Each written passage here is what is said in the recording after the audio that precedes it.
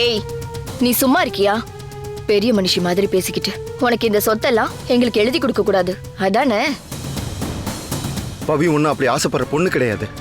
நேத்தே அவ எனக்கு எதுவும் வேணான்னு தான் சொன்னா. உங்களை மாதிரி இல்ல அவ. ஆமாப்பா, இவ பெரிய இவதான். நீயே அவளை தலையில தூக்கி வச்சு கொண்டாடு. இப்போ ரெஜிஸ்டர் ஆபீஸ்க்கு கிளம்புறீங்களா இல்லையா? முடியாதுக்கா.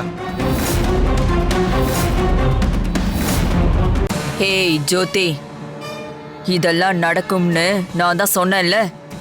ரமாவை எப்படியாவது கன்வின்ஸ் பண்ணி ரிஜிஸ்ட்ரேஷனுக்கு போயிடுங்க. இல்லனா அர்ஜுன் கண்டிப்பா உயிரோட கிடைக்க மாட்டான்.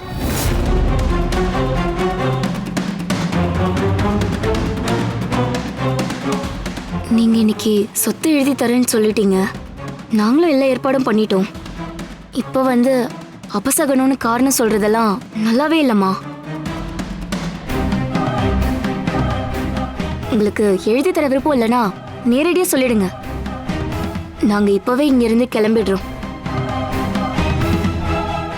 அண்ணா வாங்கண்ண, இதுக்கு மேல நம்ம இங்க இருக்க வேண்டாம்.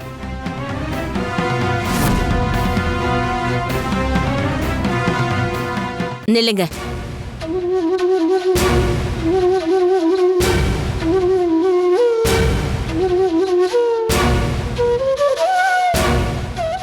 இப்ப என்ன உங்களுக்கு? இன்னைக்கே இந்த ரெஜிஸ்ட்ரேஷன் நடக்கணும் அதானே? ஆமாம்மா. சரி, நான் வரேன்.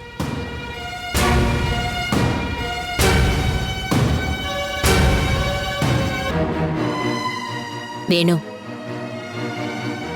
போய் கார் எடு. நான் சாமி கும்பிட்டு வந்துடுறேன்.